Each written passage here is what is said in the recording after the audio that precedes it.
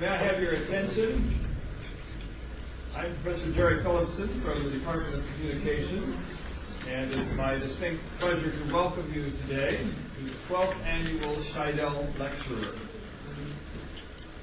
It is named after Thomas M. Scheidel, who was for 12 years the chair of the former Department of Speech Communication, and 5 years was the Divisional Dean for the Arts and Humanities in the College of Arts and Sciences.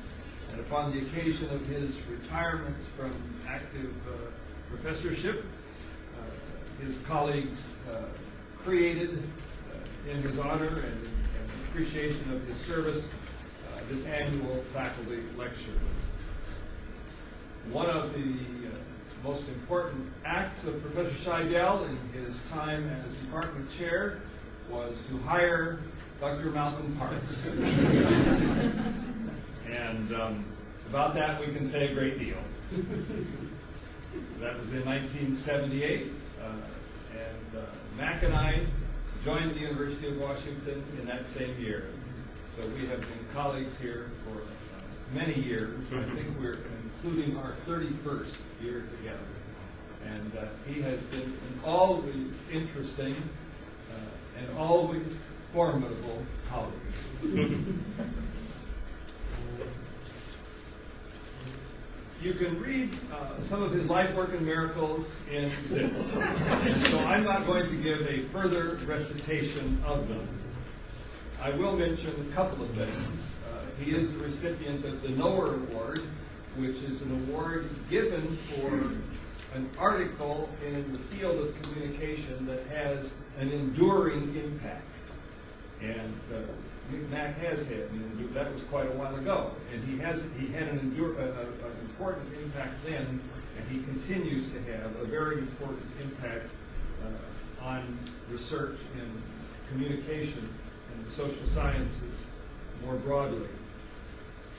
You'll also notice that he is the recipient of the Gerald Miller Award for the outstanding work of scholarship of book length in the field of interpersonal communication, named after the late Gerald Miller, who was Mac's doctoral advisee.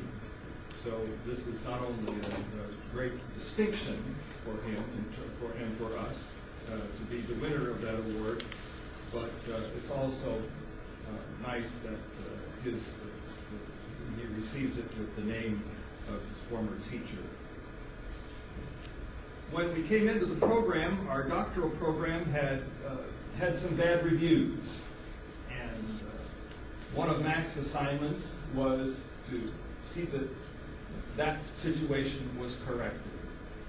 And he jumped in and taught a 3-quarter sequence in communication theory, method, and research from, broadly speaking, a quantitative standpoint, and immediately raised the rigor and the national and international research prominence of the department.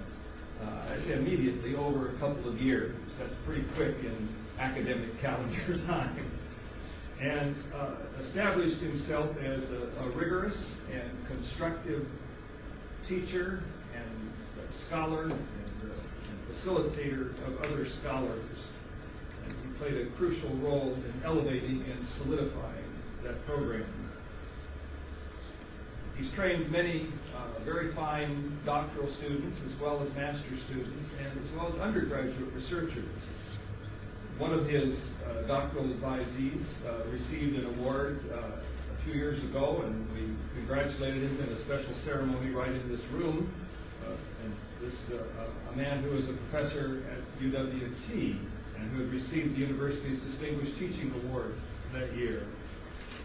Mac also was the supervisor of a doctoral student in the department several years ago who became a named professor of nursing at the University of Washington in its #1 ranked, nationally #1 ranked School of Nursing.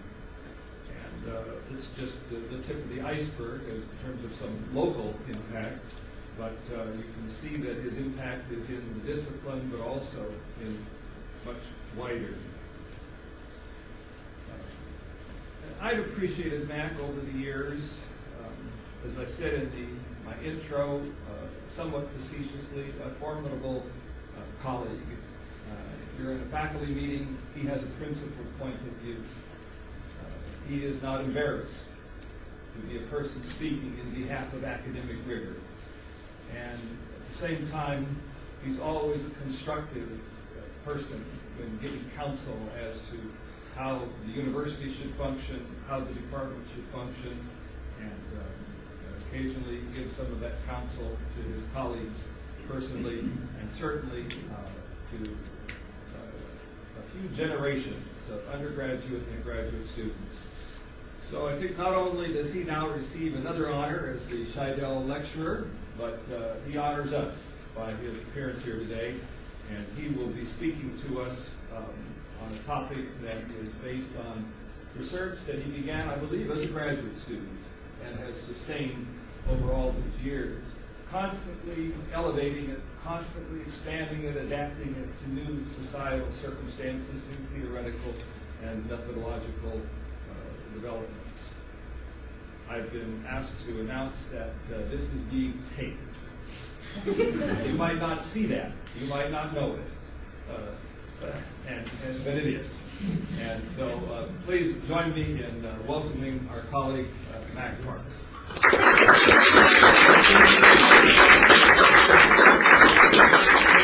a couple of lighting adjustments here.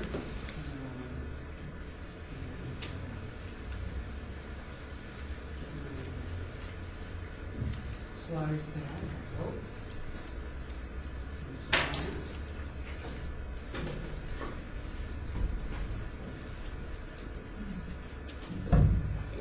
How did we do this before?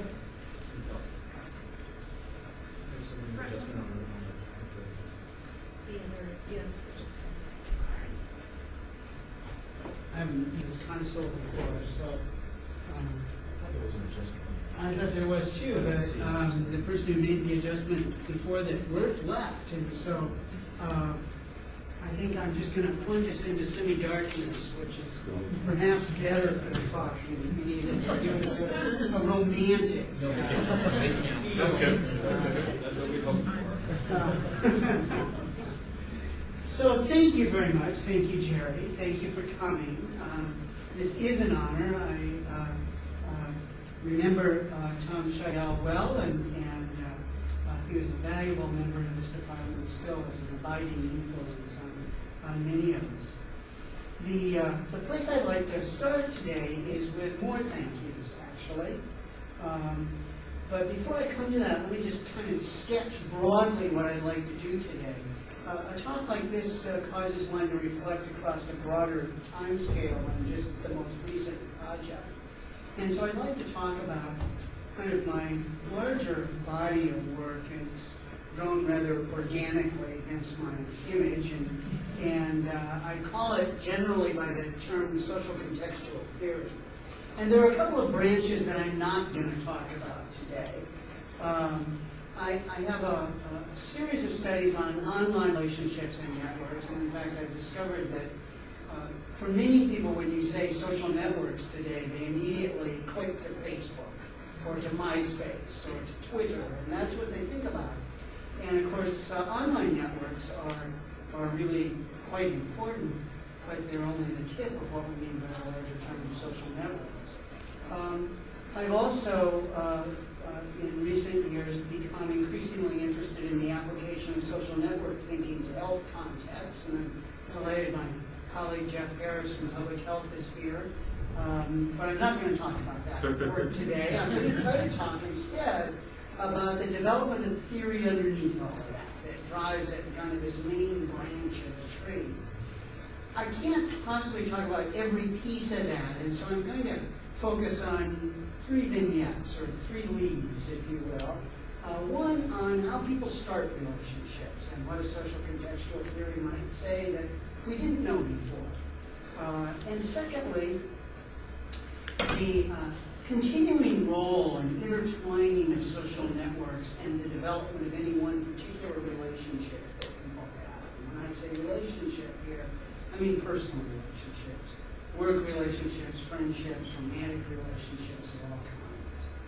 And finally, I want to talk about something that's just quite new for me. In fact, I was analyzing data this morning in hopes that I would find even more to say than I have. A study that I'm calling Network Vision, which is about what we know about other people's connections. So I'll close by talking about it. Let me start, as I promised, by acknowledging that this is a long-term research program. I've had the pleasure of working with a lot of great people, and some of them are still in this room and still working with me, and there's a line that goes back many years and in many different ways. And so I'm indebted to all of the people who contributed to my thinking and often drug me along to new thoughts that I would not have otherwise had. And so I want to acknowledge them. The central assumptions of social contextual theory, I'm going to do this sort of quickly because I don't want to dwell at too high an altitude, but it's important to kind of frame the picture. Social relationships are interaction, they're communication. They exist as communication. That's what they are. They're enacted through communication. And secondly, they don't exist in isolation from one another. When we think about a relationship, we're making a fundamental error. What I want to think about is how relationships influence and connect to one another. And when we do that, we begin to think about another word, and that's context. And so for me, context is also existing in and enacted through communication. And that includes powerful contextual-like terms like culture. And that's about a communication pattern to me. And finally, relationships among relationships can be mapped as communication networks. And so what I want to talk a lot about is communication networks and how relationships, particular relationships between particular people, sit in those networks and become intertwined with the larger dynamics of those networks. So the central proposition, of course, is by now sort of evident. What I'm going to argue is that what happens inside to the life of any one of our relationships is deeply intertwined with what goes on in the surrounding network. That network is defined not just of the relationships we have with other people or other relationships, but their relationships with other relationships as well. I think of this influence going both ways. A traditional sort of social psychological view is there's this network that influences people, and that certainly happens. But as I'll argue at a couple of points, people are very tactical, they're very strategic. They use networks as resources. They work their networks. And so it's very much a two-way sort of exchange. And this exchange can be seen all the way across the life cycle of relationships. From their very beginning, which is where I'll start in a moment, to their end and beyond. Let's talk about initiating personal relationships. I like simple questions. Not because merely I'm a simple-minded person, but I often find simple questions help me focus on things. And if you can keep asking them over and over, you can learn something you might not have otherwise learned. And so here's a simple question. Why do you meet the people you meet?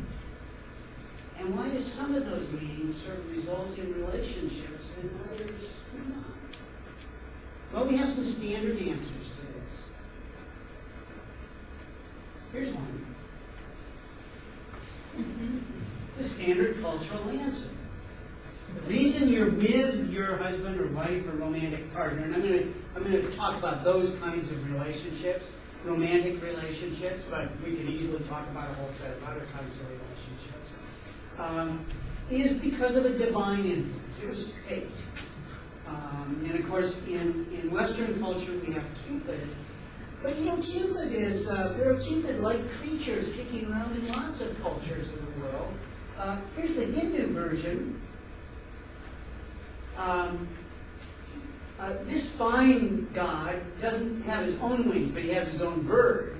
So he, kind of a little different than Cupid. But he shoots these arrows like Cupid that are composed of the fragrances of 5 different flowers and propelled from a string made of honey. And they touch the person they induce love. Widespread cultural image. Now, I am not a person who wants to ruin romance at all, particularly with my wife in the audience. But I will say the value of romance, the importance of romance, hardly ever hinges on its factual basis. The facts of romance are actually not nearly as interesting as the romance of romance. And so I'm going to let romance be romance and ask, are there other kinds of reasons that we can use to account for why particular people meet? And of course, there are a couple.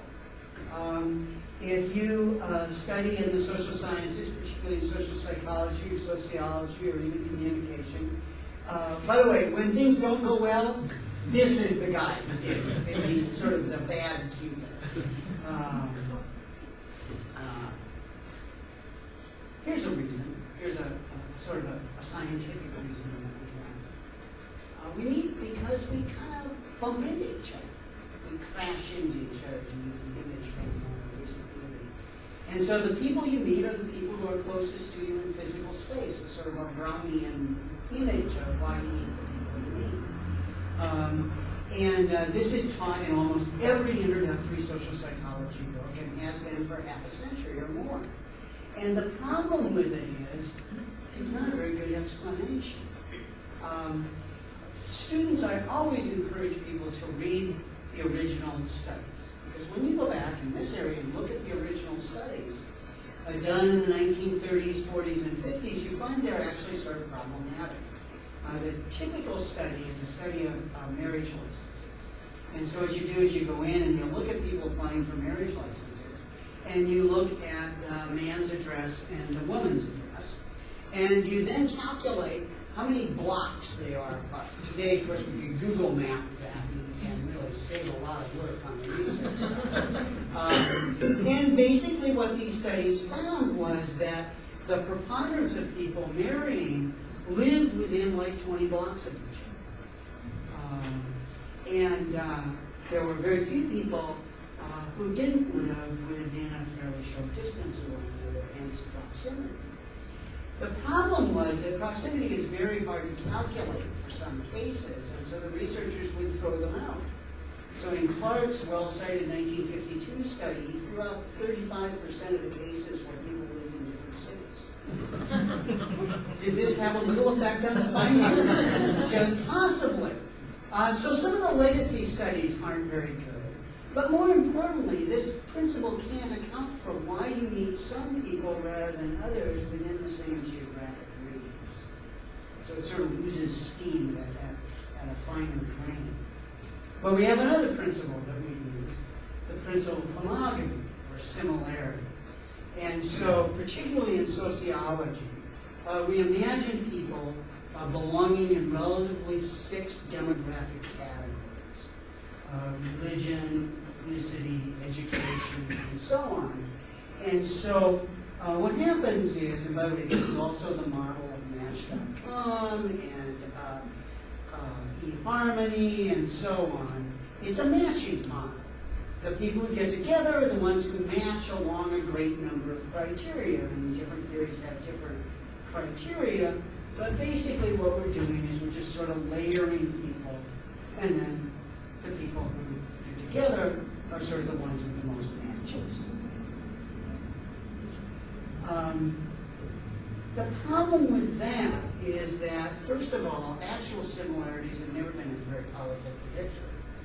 And secondly, they're a lot more fluid than people think. And so whereas religion was once a very powerful predictor of marital choice in the United States, people having similar religious backgrounds, it is no longer nearly as powerful as it was 2 or 3 generations ago. And so these things are pretty fluid, which means they lose some of their explanatory value. These are the 2 most common explanations for why you need people to meet, besides fate. And as a scientist, I don't get to use fate as an explanatory principle. Social contextual theory brings 2 new factors into play. The first of these is what I call social proximity effects. Sort of like physical proximity, but about social distance in a network space rather than about physical distance in a physical space. And so here's some of the here's some sample propositions that I play with. We have to do with network distances, the number of people between us before we meet. They have to do with the connectedness of people around us before we meet. These can also be tipped on their heads, and they become principles of how networks fall apart, too. But today I want to focus on their effects on why people get together. So you can imagine everybody sitting at some level of social distance from one another in a larger network. And here I just created a sort of a hypothetical network in which people have varying kinds of connections with each other. And for the sake of letting us track things, let's just arbitrarily pick out Sylvia and Bill. Okay. Now, the important thing about networks is that they're always in motion. And so somehow we have to model the fact that relationships are in constant flux and apply the principles of the theory and ask, well, what would happen? And so here's a really crude little simulation. And follow Sylvia and Bill as the network changes according to these principles.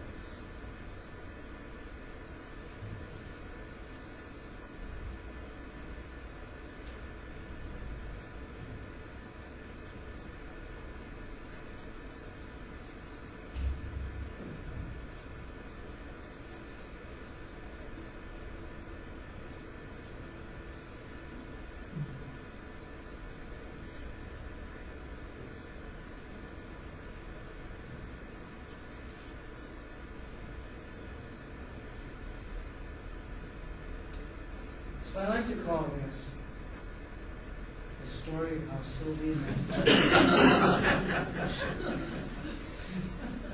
And what's really crucial for our purposes about this, to appreciate this, right up until the step before this one, this is not a story that Bill or Sylvia can tell themselves.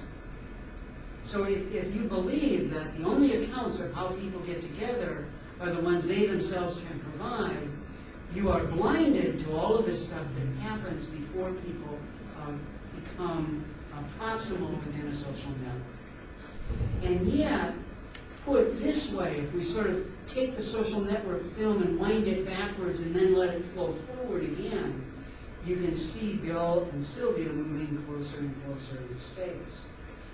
I'm not going to make a big deal out of it, but you'd also see other relationships becoming further apart and breaking as these sort of social tectonics work themselves around. So, evidence for this. I just presented a little simulation, and I have to be very honest here. Evidence for this model is very difficult to get because it involves essentially tracking people in a social network that has no bounds over a long period of time. And that's almost impossible to do. So instead, what researchers have done is they've tried to work a little bit retrospectively and asked people if they had friends in common or contacts in common before they got together.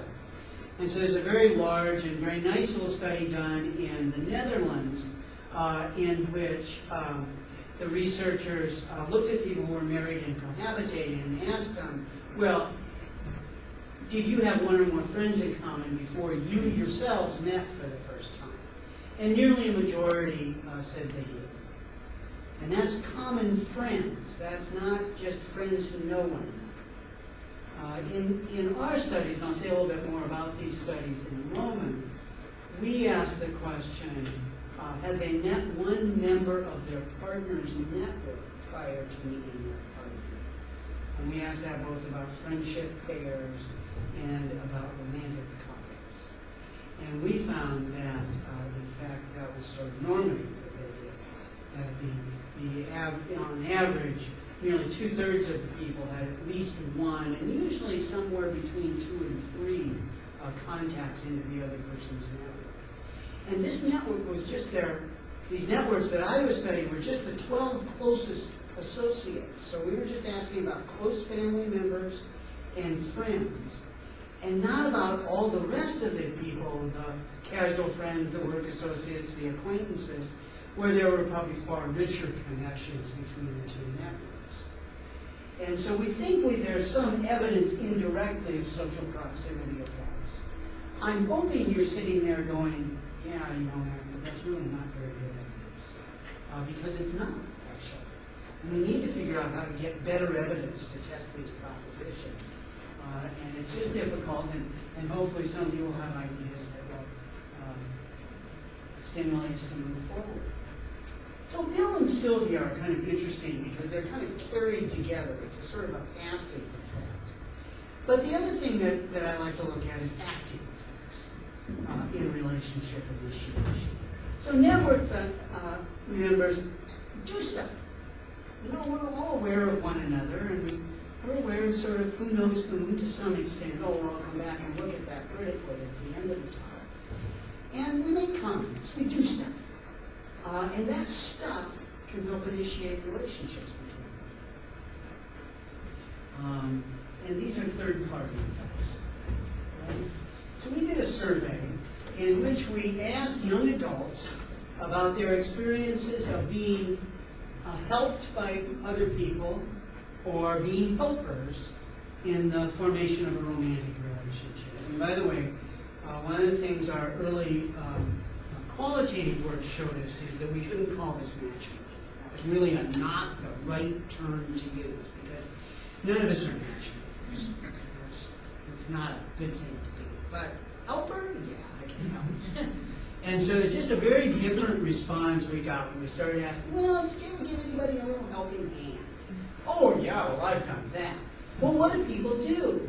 And they do things that, if anybody had ever stopped to think about it, would be pretty obvious, but nobody had ever looked at it in research before. We manipulated emotion.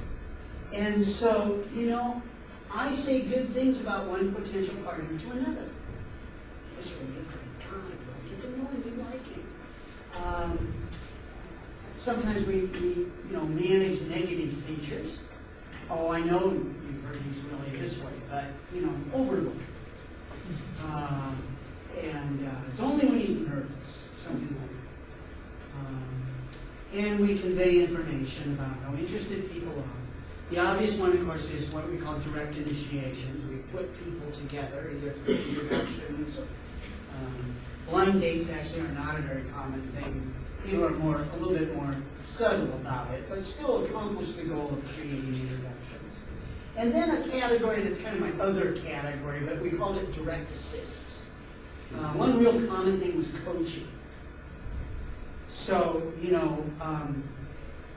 John, when you go to see Cindy, recognize that she really loves this movie. It's a good thing for you to talk about, if you're nervous. Or whatever you do, don't talk about X. Be sure to wear Y. Oh, don't wear that. All of these coaching. And then there's a sort of a relay function, too, where I ask you a question that I really want you to ask my intended, or the person I sort of haven't met yet myself, but I'm interested in, and I'd like an answer back. But I can't ask her myself yet. Those are the kinds of things that we found people reporting, and then the question is, well, are these common? Do these generally? And in fact, they do. It's not like common, it's sort of normative, actually, in our data. Most of the people we surveyed had given help to somebody in the last 12 months. And not just one couple, more than one couple. And most of those, almost 2/3 who had started a romantic relationship, reported they'd had some kind of third-party help, often from more than one partner. So at the very beginning, relationships are a network. It's not just the two people, but it's around them that matters as well. So what? What are the effects of this? Well, first of all, we ought to recognize it for what it is. It's an active thing. one of the reasons the term matchmaker fails to describe things is that it's kind of an external view. It's a manipulative view in which the agency really rests in the third party. But in fact, what we discovered was people very actively draw on the network as a resource. And so they give hints, they ask for help, they activate their network to get relationships going. And they all know what's going on. Okay? So most of the people who received help knew what was going on to one level or another. And most importantly, the bottom line is it works. So that, oops, that was wrong. The people who had used third-party help, actually in this study, dated much more extensively over the previous 12 months than those who didn't. And it's just a very clean reversal of percentages where you can see the impact of third-party help. So there's a lot more to explore there, but that's the relationship initiation.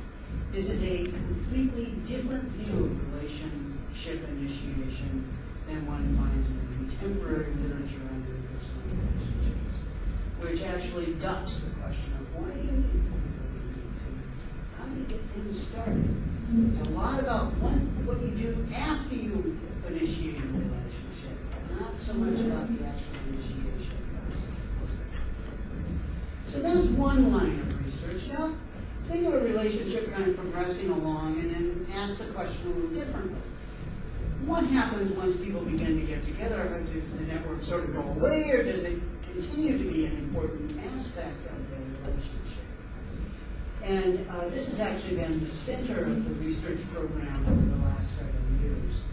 And what I've been interested in is this intertwining of what goes on inside a relationship and inside people's heads about a relationship, friendships, romantic relationships, and in some settings, work relationships, and what they think's going on out in the network. And so I've sliced these variables up a number of different ways over the years, but this is the most common grouping. On the relationship side, I'm looking at three broad dimensions of a relationship. The extent to which people interact with one another, the extent to which they feel some kind of closeness or attachment, and the nature of that differs by what the relationship is, but it's some sort of bonding to the relationship, closeness in a generic way, and then a commitment to continuing the relationship into the future. So that's kind of the relationship side, and I argue that as those things increase, the relationship can be said to develop, and as if they decrease, then it's deteriorating. So how does that link with what's going on out in the network? Well, we looked at support from network members. And it's not so much actual support of network members, which you may or may not know as a relational participant. I may not really know what my mother thinks of my best friend, or this person could become a closer friend. But I have a perception based on what I've seen her say to her. And so the perceptions of support for the relationship, now this isn't support for me as a person, it's support for the relationship. From not only my own network, but my partner's network, were things that we looked at pretty closely. We looked at the range of contact in the partner's network. So when we asked people to list the members of their family and their friends and other people who were most important to them, or that they interacted with frequently, most frequently, and we did it both ways. Then we take that list of people and we give it to the other person and say, you know, if you met this person, if you have, how often do you communicate? And so that's sort of range of contact and communication with the partner's network. How many you've met and how often you communicate. Now, over the years, we've done a number of studies, and they were it was a planned series. It didn't start off being planned, but at some point we realized that this would allow some pretty systematic comparisons. And so we ended up looking at two different kinds of relationships: same-sex friendships and opposite-sex romantic relationships. Don't argue for a moment these are the only or even maybe the most important ones, but they're important ones. And we looked at two different age groups, essentially high school age people and university age people. These are important age groups in their own right, but they're also very important stages developmentally in how people come to have an independent set of relationships. And so we're interested to see if there are differences. And so over the years, we conducted a set of studies that fit together in this way. This is the ugliest picture, and this is the sort of thing that I would stare at for hours while analyzing the data. Basically, what we wanted to know is how those relationship factors were linked, if they were, to the network factors. And we used confirmatory factor analysis with a full measurement model to try to figure that out.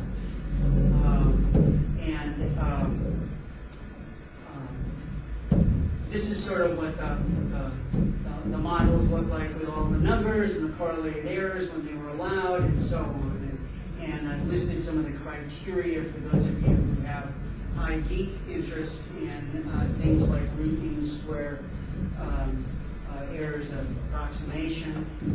You want those low, less than 0.04, and so on. So there are a number of criteria that are kind of standard in the multivariate literature for evaluating confirmatory factor analysis of models.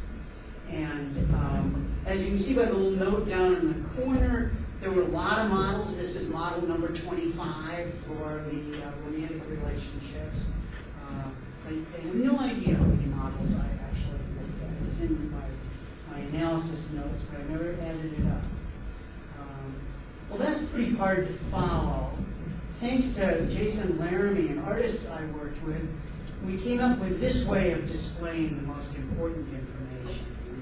And I don't know that you're going to be able to read the numbers. This works better in print than it does projected. But let me explain the idea of the picture, and then you can appreciate it visually. So the black circles are the relationship networks, the relationship variables, and the white circles are the network factors. And what we're interested in is how are all these things linked to one another. And the real action is along this kind of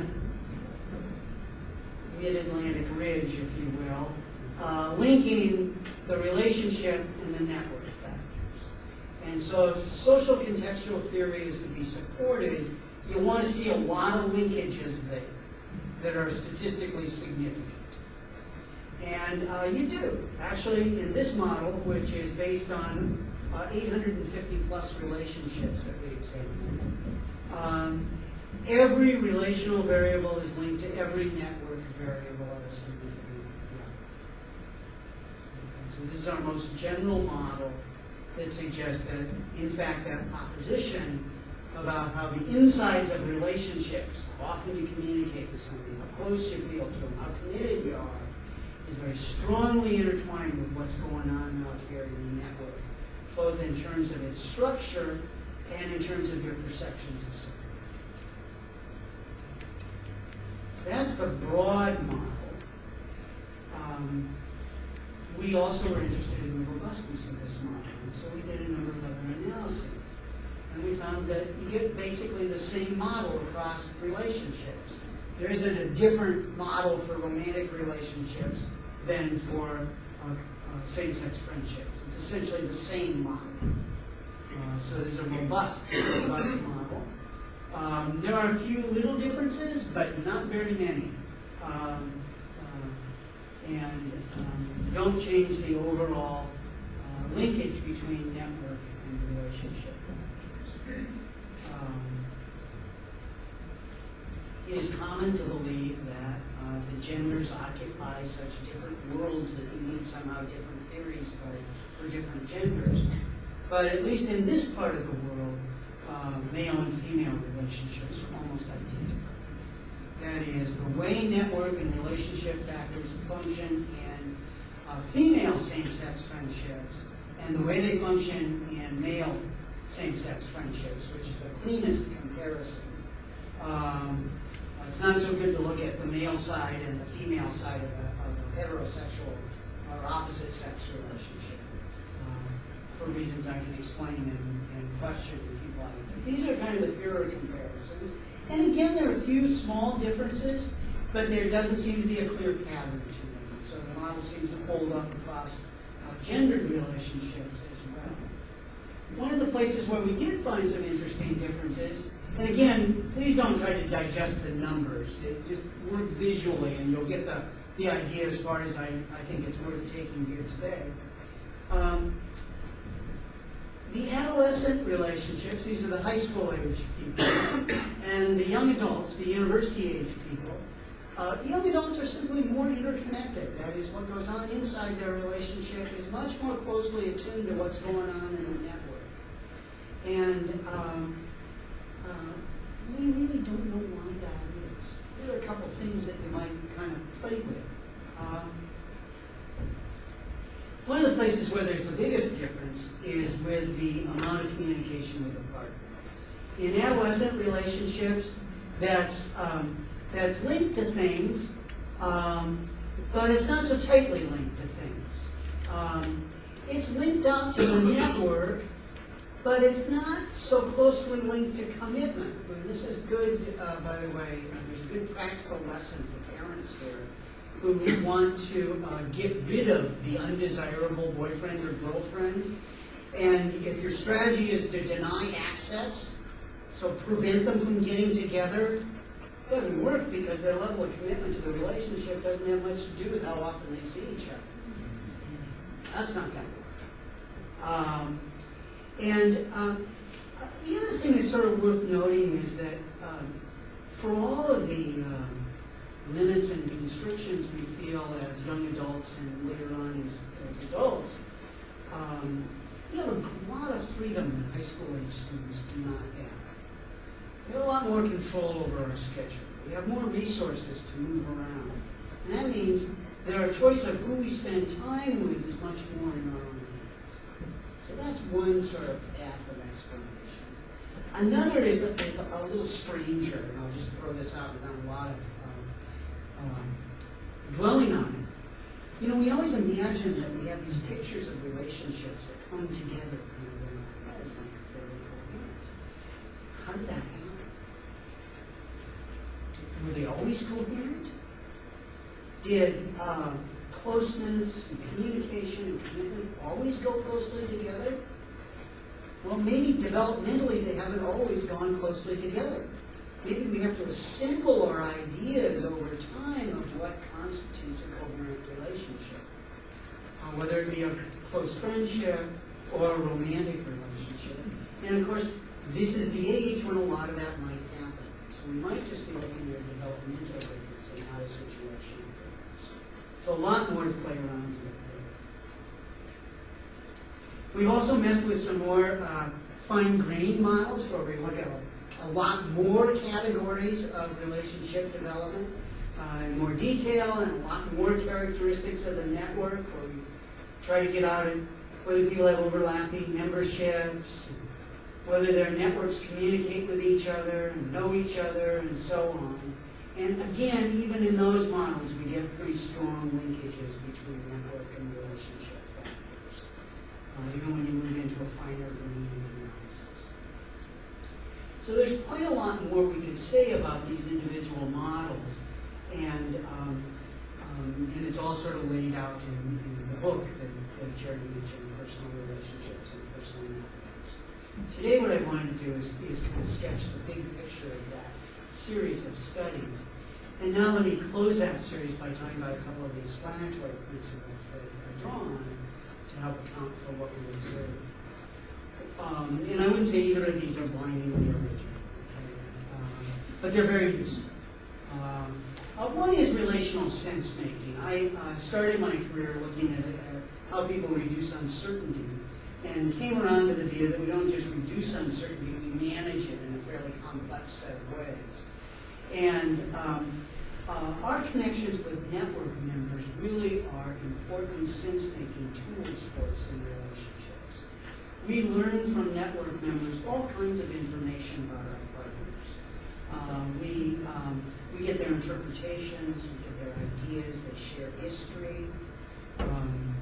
It's really a dangerous thing to let your romantic partner talk with your little brother. It could be good or it might not be. And certainly not your older sister. And so, you know, I say that facetiously, but network members open up huge pathways of information and interpretation. We have expectations about contact with network members. If you don't have it, it's a problem. And we compare relationships. Network members are important because we constantly compare how our relationship stacks up against them. Thank God we don't have any problems with the Joneses. You know, or, oh my God, if we could just be more like the Joneses. And so that's one principle that seems to be at work. And the other is what I call network structure.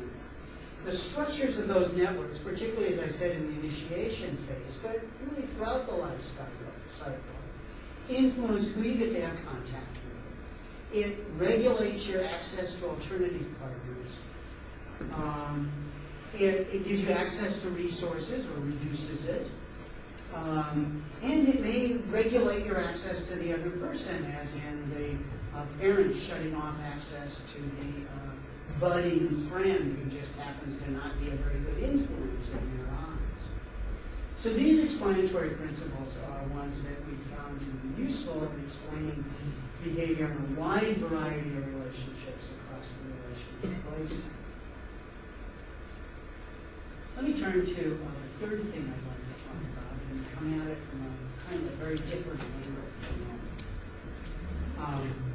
I'd like to talk about one of my favorite movies of recent years, Florian Henkelman and Donner Smart's Lives of Others. How many of you have seen this movie? Quite a few of you. For those of you who haven't, I won't spoil it. It's well worth seeing. And the center of the movie is a captain in the East German secret police, the Stasi, in 1984 in East Berlin, Captain Gerd Wiesler. And Wiesler's job, he's been assigned, is to keep track of and thoroughly investigate a playwright, Georg Draiman, who's on the left there. And Draiman is a very popular playwright, seems to be a politically correct, good member of the socialist state, but he has lots of contacts with people who are kind of suspect. And so for reasons I won't go into, the Stasi captain is charged with investigating and tracking Draiman and his associates. And his associates include Draiman's lover and longtime companion, Christa Maria Scheidel, with whom he often but not always shares his apartment. Well, they're out one day. The good captain and his group show up and thoroughly bug the place. And the captain sets up his observation post in the attic where he listens to everything going on in the apartment. The meetings with fellow dissident artists, the love life of Krista and Georg, the intimacies they share, the conversations they have, and ultimately even the conversations they have that involve the people who assign Gert to spy in the first place. And as Gert listens to these people's lives, his own life is called into question.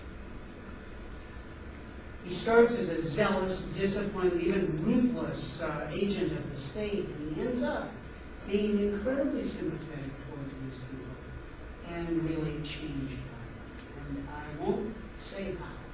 I will simply say that the movie is really a touching testimony to the redeeming power of art.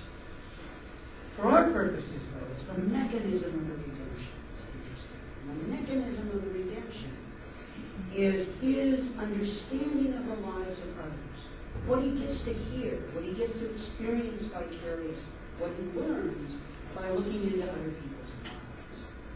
Now, of course, we're not Stasi, and we don't proceed in quite that way, but we do pay attention, don't we? And so I start once again with a very simple little set of questions.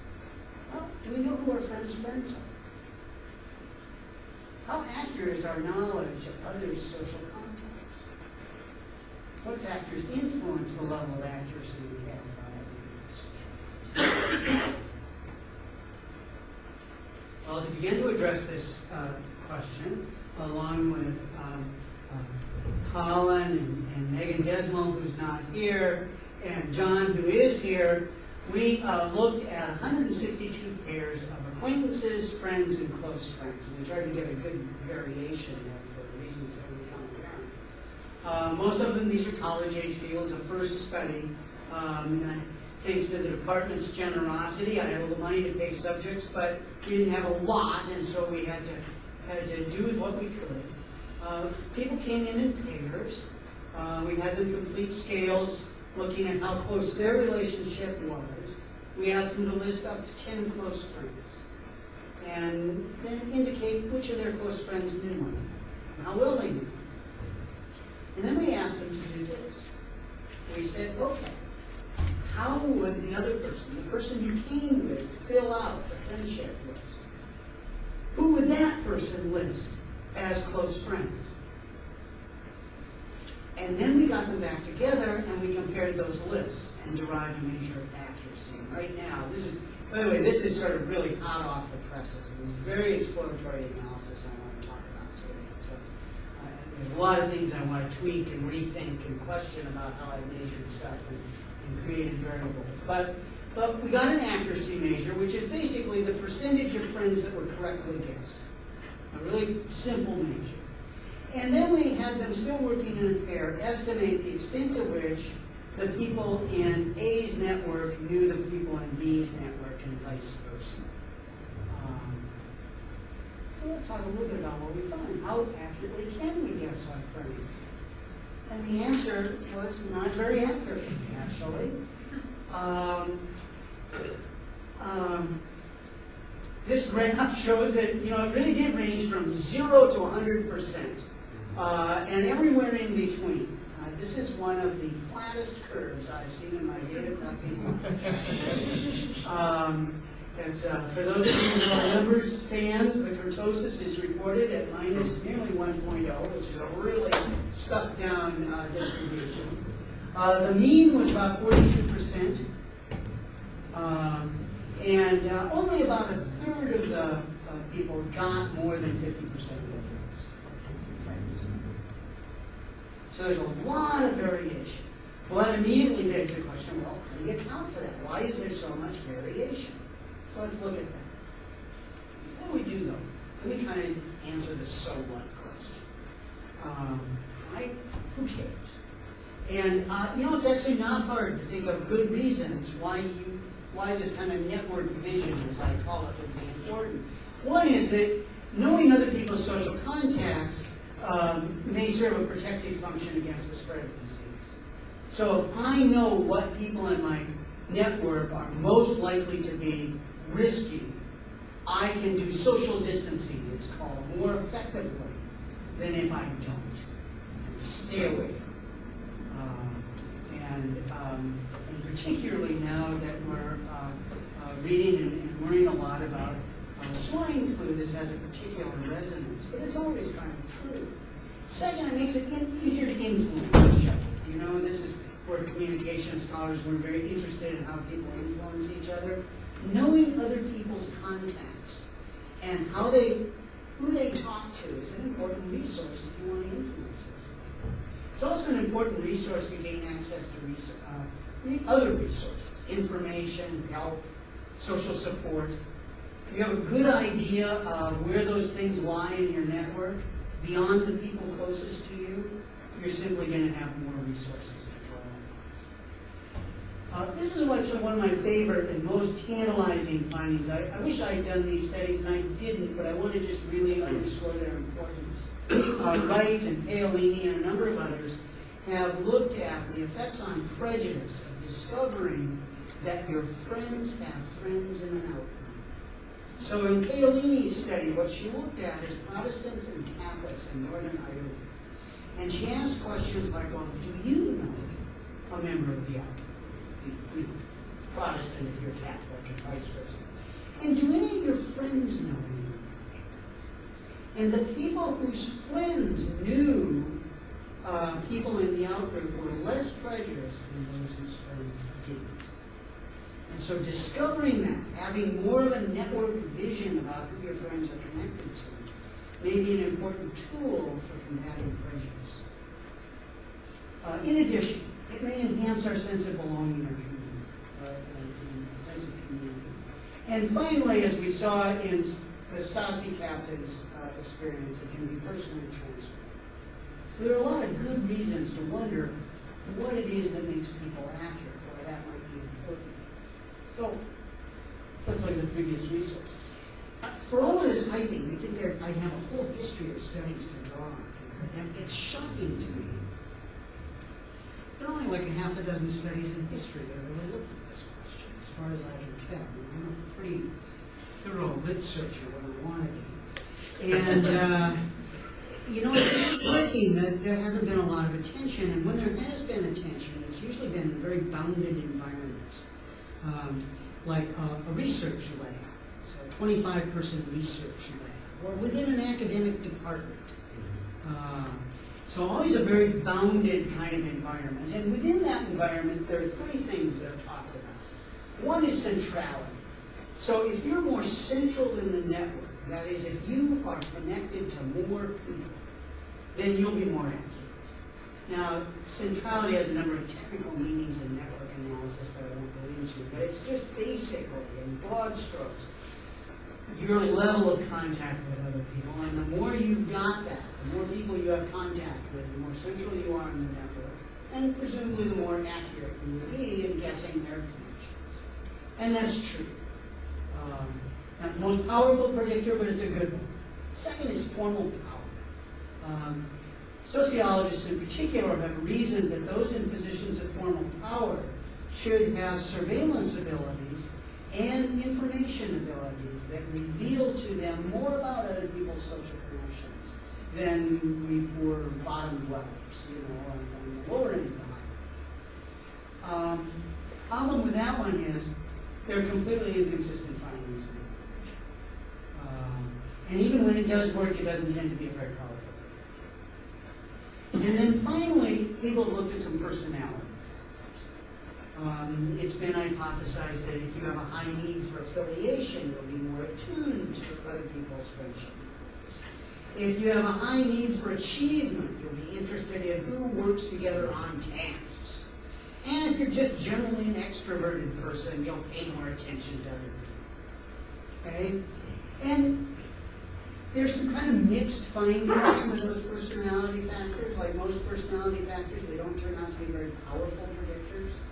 But they're there, and what's really probably important is to try to understand what's underneath them and the way that people process and track information. But we hardly have a very complete account in previous literature.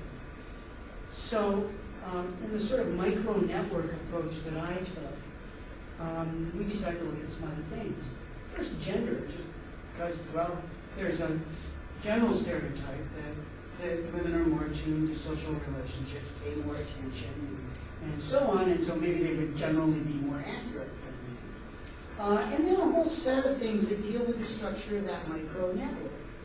How strong the relationship is between A and B, the duration of that relationship, how many people you're trying to guess. If I'm A and B's got 10 friends, that's a little different task than if B's only got 3 friends. And are they long-term friends or fairly new friends? Does B see them a lot, just a little? Or is B close to them or not so close to them? Do the friends know one another? That's kind of density. And then something called cross-network density, which I'll illustrate this way.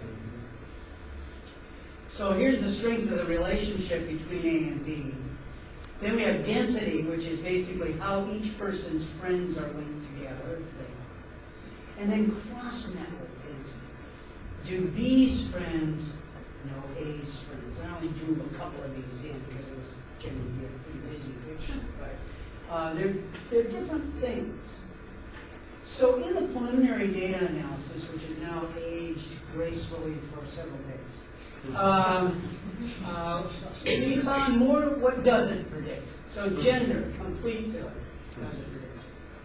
It doesn't matter the gender of the predictor, it doesn't make a difference, and the gender of the person being predicted doesn't make a difference. How long the subject and the other person have known each other. How long the other person has known the close friends. How close they are to their friends. How frequently they see their friends.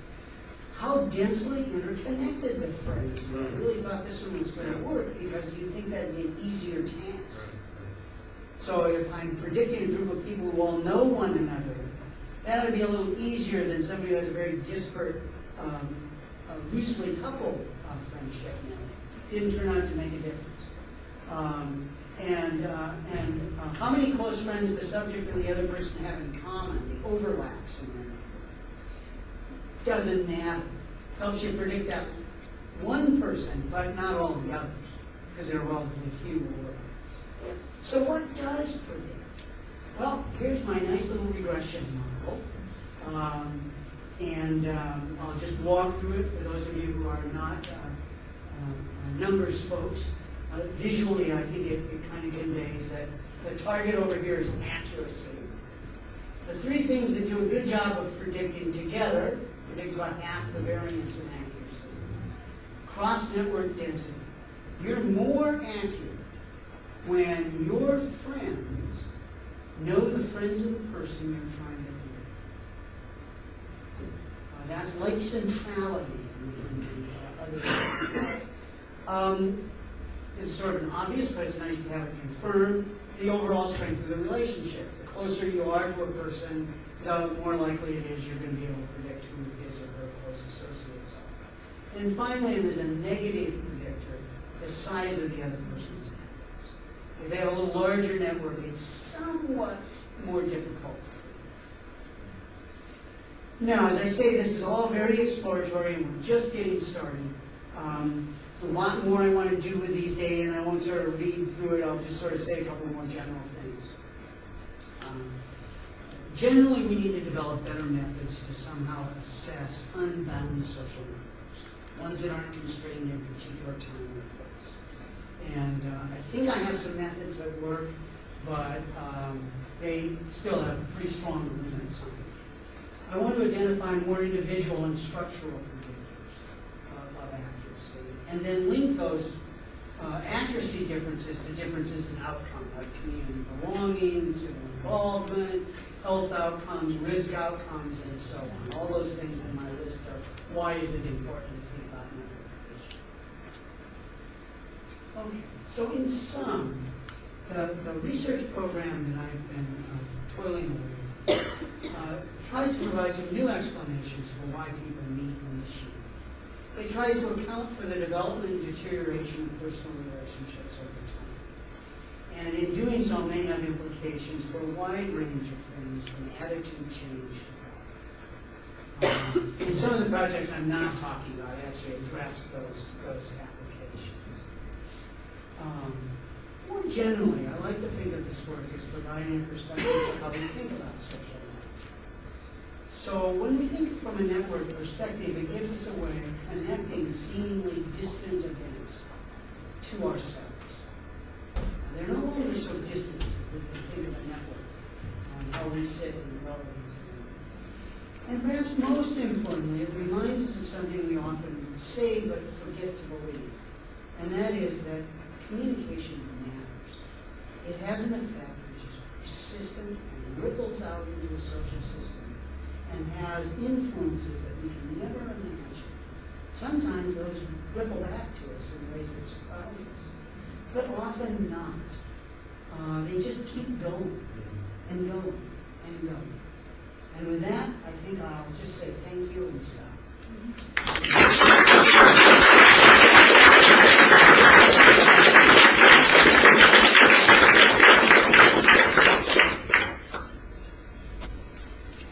Rebuttals.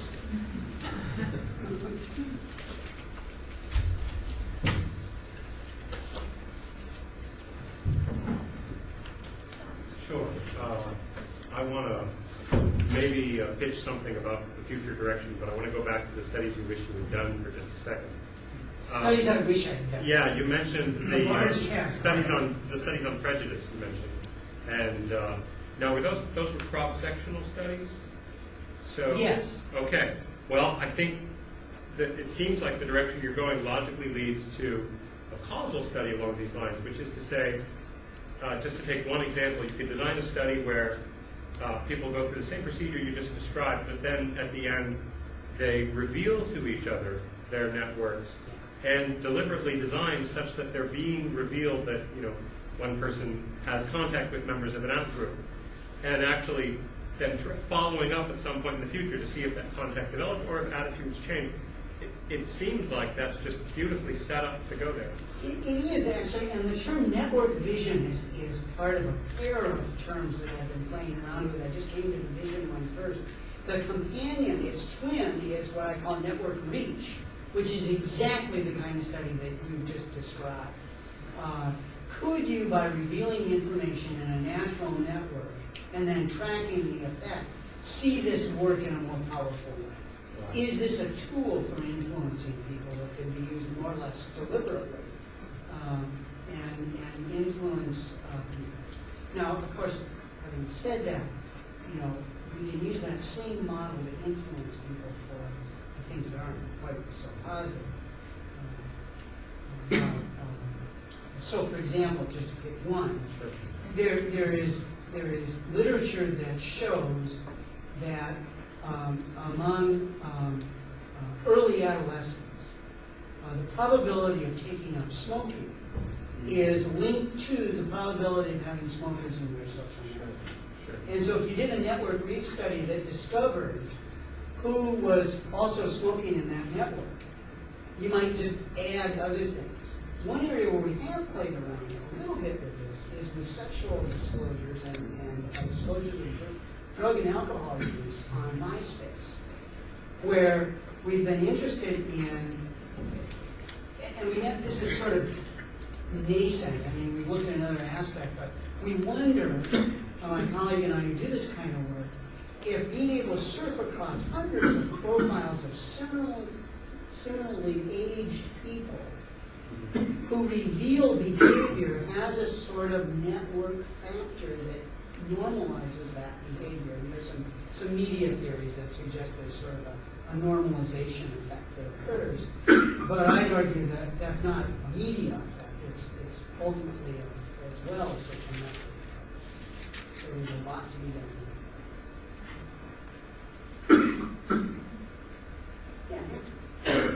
Forgive my pop culture mind meets technology, but I must sort of bring technology into this. Sure. I know you didn't want to go to that branch of your.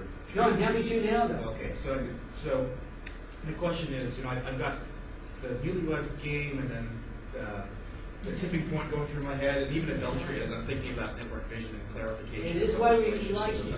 That's why you like me something. But I'm curious with technology, with the fact that perhaps social networking in the technological sense brings more information possibly about some of these relationships to the table. It seems to me there's three possible outcomes based on what you're talking about. First, it might help clarify some of that network vision because there might be providing more information. Or it could just be a clarification, or if it meets your premise and everything's working just fine, it just amplifies it to its own involved technology. Or it can conceivably confuse the whole notion because with technology we're also introducing relationships you wouldn't normally see because of these weaker social ties and people getting together and they've never met each other. So I'm curious, so my big question is, how does technology play into this, if at all? If I've understood correctly, I think the answer I give is a little bit of an all of the above answer. So I think in part it clarifies and maintains a persistence of existing relationships. And so as you and I have talked a number of times, part of the people in these part of the peopling of these networks are the people from our families and our work networks and our friendship networks, the people we see otherwise, and we're just kind of moving that into a technological realm that exists overlapping with the offline. And so that's just, I guess, an amplification. I do think that the thing that is really amplified in a way that it makes a qualitative difference ultimately is the ability to track down people who see the amplification of that in the technological space allows people to be very deliberate about this network reach factor. I don't know is whether it means that I pay less attention to my non-technological, to my relationship. I think all relationships have a technological component to it, or almost all of them, at least in the world we live in, those of us in this room. But you know, there's a mix, and I don't know what the effect is on the ones that are so heavily in that mix. Do we just go looking for people who narrowly match us and pay, and therefore are less committed to those who we have more difficult matches, let's say? And I don't think we know that. I think we're still sorting all that out. I don't know if that's a very good answer. That makes sense. I was just curious about I think you said it, that by amplifying the reach, technology amplifying the reach, but that doesn't necessarily confuse the issue because we look at a lot of these weak social ties that networks like Facebook facilitate. And I was concerned with that with cloud or network vision because you're bringing people to the part that you wouldn't normally have in a regular analog relationship. Right. But it seems to me that it actually just sort of fits the model. It just means that you're reaching out further. So what we really need is a model of influence that includes relational strength in a way that is richly tapped. I don't know that we really have a model of persuasion and influence that does that. And if we had such a model, then we can kind of think about the relative strengths of the relationships you're talking about versus my relationship with you that has the very flesh and blood components, although we can email back and forth and so on. I wanted to ask a kind of a more macro question and ask you to just kind of speculate. Sure. I'm really intrigued by this network vision concept. And I was also intrigued by the fact that you said there's so little research on it, right? And I'm wondering if you think that you're studying a concept that at this time is on the cusp of massive kind of cultural expansion with the recognition that this is an idea that either the technology will increase the kind of cultural concern or information about network vision, whether it's the technology or the geopolitical kind of context will prompt that, or a generational shift might prompt some of that. I'm just wondering if you think you're studying something right now that if we came back in 15 years, you'd say this has been a really hot area for the last 15 years because of some things that have been happening culturally that have driven the interest in this. Well, I obviously would like to think bees knees, cutting edge research.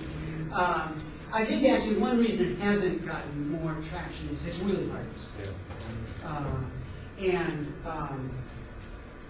When I talk to structural sociologists about this stuff, some of them just sort of wave their hands and say, well, you can simulate it, but you can't really study it. And so I think there is an inertia factor. Now that said,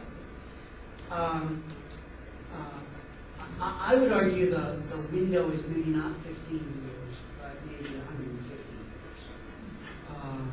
And so if you think about larger forces of mobility, urbanization, and globalization of communication, all of those things mean that we have considerably more reach and we're dealing with considerably more diversity than ever before, really.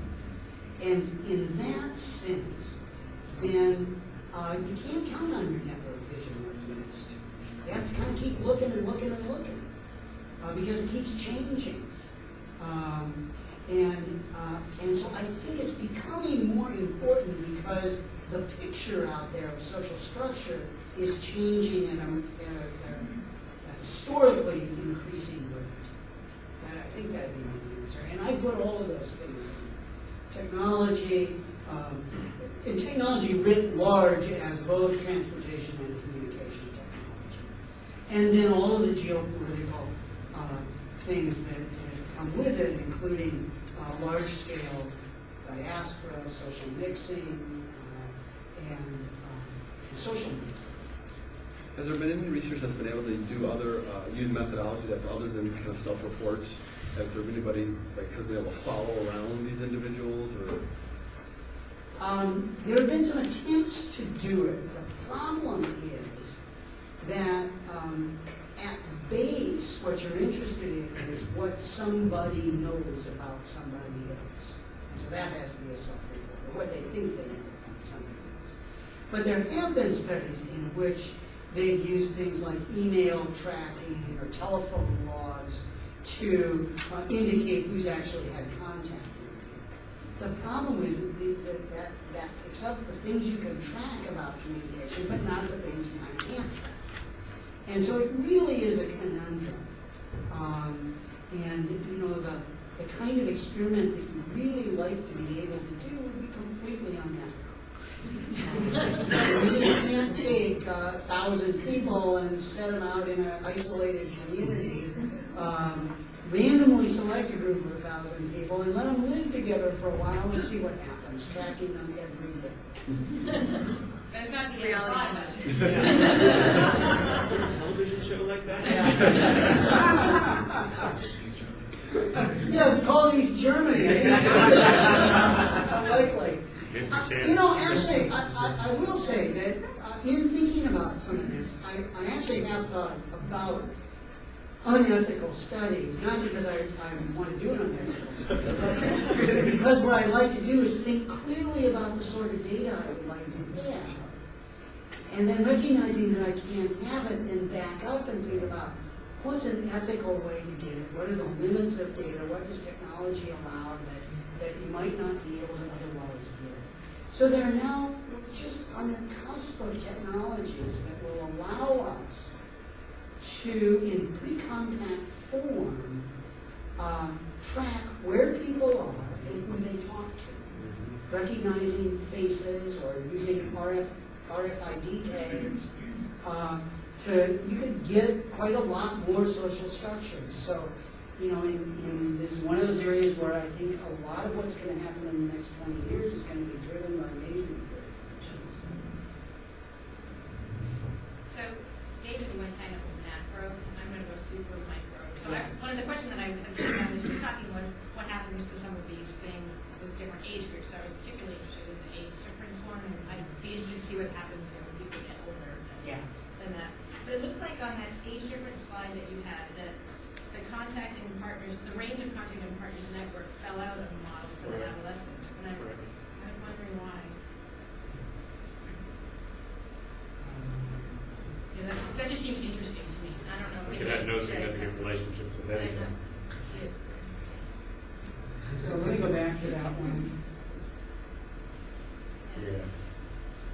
Come on, be big. Range of contact. Yeah. So Kind of falls out. Right. Yeah. And the reason it falls out is because it just can't be separated statistically from the amount of communication with the partners network. I was wondering if those were collapsed. So those want to be together in a statistical sense. The model doesn't work if you leave them as separate variables. It blows up. And so that just means they're so highly intercorrelated that you can't separate them even in a confirmatory factor analysis. And that makes it even more interesting, I think, to see what would happen then with even older people. What happens to these network variables and how it. So thanks. Yeah, I would very much like to look at some other age groups. I'd like to look at people with the transition from having no children to having children. I'd like to look at the transitions when children leave home. I'd like to look at what happens when people move. I mean, there are just a lot of things that we haven't gotten at. I'm glad you brought that up because I've been thinking about this ever since you showed it earlier. Did you do any gender studies out in the high school age, within that high school age relationships? Yeah. You did? Didn't see much. Really? Okay, because I have a boy, and there's these studies that have come out maybe in the last 5 years that talk about the area of the brain involving risk-taking and judgment not coming to full maturity till about. You say ever? Well, I think it was about age 22 to 25. Boy, But for some of you, as opposed to what? I don't know. I just was interested in, but it doesn't sound like from the angle that you were coming at that you saw. So I think that probably the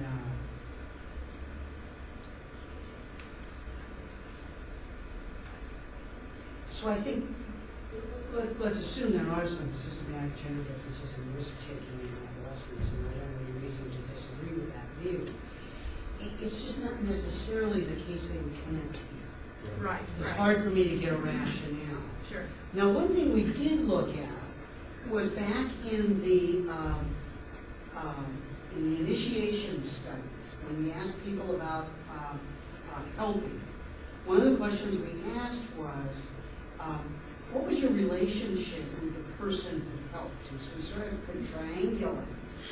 And what we found was what you'd expect in network theory, that people have a close, one half of the triangle is close and the other is more distant, people are reaching. And I don't know, I've never done the gender differences to see if women and men reach different distances. In another part of the study, we did do those analyses and we didn't see anything. These are pretty good sample sizes. We had a lot of power to play with. But it may be, what we did find is that people reach further for same-sex friendships than they reach for romantic relationships. That is, a romantic relationship is likely, your new romantic partner is likely to be somebody who's more tied into your existing network than a new same-sex friend. And, you know, I need to think about whether there'd be a gender difference in that. It's an interesting thing. And, now you got me thinking about it, and I've got the data, and maybe we'll just run that and find out, and I'll report back. I'm curious. It's a good question. Really good question. Yeah. Speaking of the various dispositional variables that may not have played much of a role, did you look at self-monitoring? I have a confession. I don't like the concept of personality. I don't like anything about it. I am very interested in biosocial registers. That is, what we call personality is, to me, a register of biological and social interaction in the past. It's accumulated in various ways. There's this thing we carry around in us that is like a trait, personality trait. First of all, it obscures me from looking at interaction. And so, no, I haven't, is the short answer. By the way, the woman who did one of the studies on network vision, on accuracy, did look at self-monitoring, and it just washed it. Had no effect on it. It was unbelievable. And it's hard for me to construct a rationale for why self-monitoring would make pictures like this look different, high-low self-monitoring.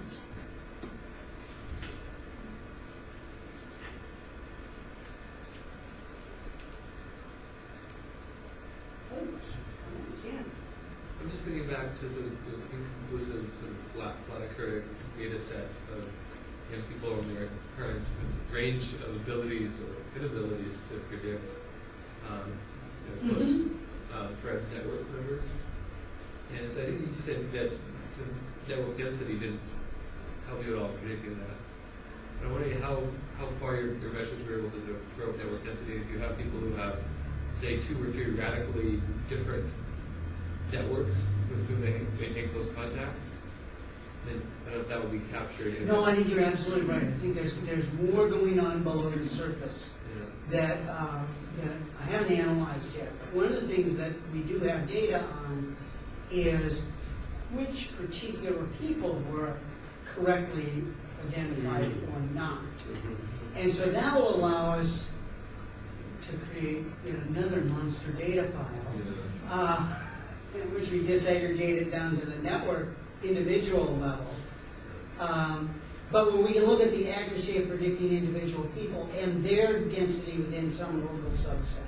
And so one of the things Well, let me say a word about how these data were collected. We brought people in groups, so we had like a room like this with maybe 10 pairs of people. And at the end, they always ended having a lot of fun with the study because they were checking each other's predictions and so on.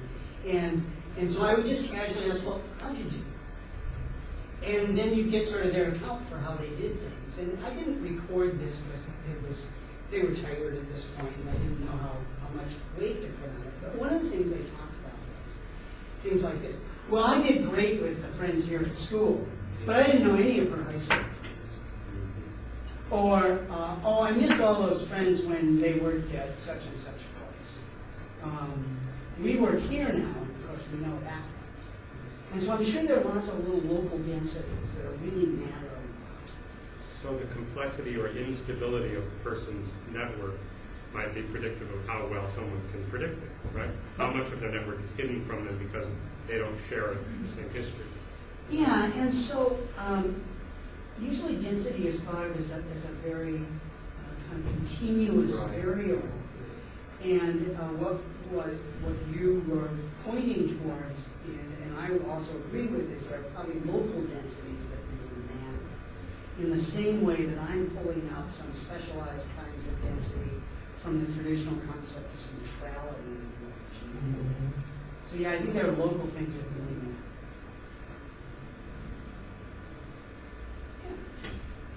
So Christakis has worked on tobacco and the notion that social networks, that people tend to quit in groups almost, that there's a high correlation that networks tend to smoke together and they tend to quit together. Any thoughts on how you would use the work you've been talking about today to go in and interact with those networks and increase quitting? You know my obsession. Yeah, no, I think one of the things that really drew me to the network vision work was questions like that. So how could we go about, do people know who doesn't smoke? And could we then do the kind of thing that John was talking about, of having them do some sort of directed network analysis? Well, who are you close to that doesn't smoke? And which of your friends, do a lot of their friends smoke? And those kinds of questions, and then see if you could begin to leverage some sort of intervention packaged and disseminated through the network in that way. And I don't know, maybe you do, but I sure haven't been able to find anything in the health promotion literature that's even come close to doing that. If we get this grant that Betty Thompson and Shirley Beresford and I and Enrica are in for, we'll try to do some of that in the workplace. In asking people about their social network, did you use the word friend? We did. Who are your friends? Yeah. And close friends. And usually what we say to people is, we're not going to define those terms. However you define them is what we're interested in. And would there be any follow-up, no follow-up to find out how they went through that process, or what they thought was a friend as opposed to something else? What we do is, so I might ask you who your friends are, but then I'm going to give you a set of scales that measure in some detail the characteristics of that relationship. And then after that, I'm not really working with your social label, I'm working with the scores on those scales. So I'm looking at things like your level of commitment, perceived interdependence, and intimacy, and things like that. Did they list, did you say it was 10, or did they have to list 10? It was up to 10, yeah. And most of them, the average person listed about 8. We excluded people who had no close friends. And up front, so, David probably doesn't remember this, but when I came into his class to solicit people, I said, if you're just at a point right now where you wouldn't say you had any close friends for whatever reason, this isn't the study for you. Because, you can't predict 0. You can't bring 0 in.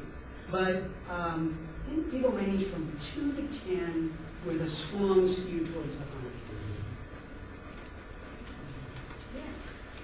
I'm just wondering wondering, in addition to the age differences, if you've thought at all or in the past about the actual kind of physical context. I mean, I'm thinking that, for example, teenagers and university students, they're in an educational environment where both the physical space, in some ways, allows for certain kinds of networks that, say, banks of offices wouldn't, or whatever. But then also things like in a corporate environment, maybe professional decorum, people might not disclose as much about their personal lives and who their friends are as sorority sisters might. Right. Or in a synagogue, maybe it might be different, both again in terms of the actual physical space, but also just kind of norms of the culture. Yeah, On I average. haven't. I think the built environment and the institutional setting, I want to give a kind of a precise answer to this. So I think that built-in characteristics of the built environment and the characteristics of the institutional setting would affect the means on many of the variables I'm interested in, but not their covariances. And what I mean by that is, I still think network factors and relational factors are going to be highly intercorrelated. But the average level, the floor and ceiling of where you start and where people generally are, might vary dramatically. And I think that's a little bit of what's happening in high school to college. Although there's some differences in covariance there too. I think we better bring things to a close. A test of a good colloquium is that you have to stop the questions and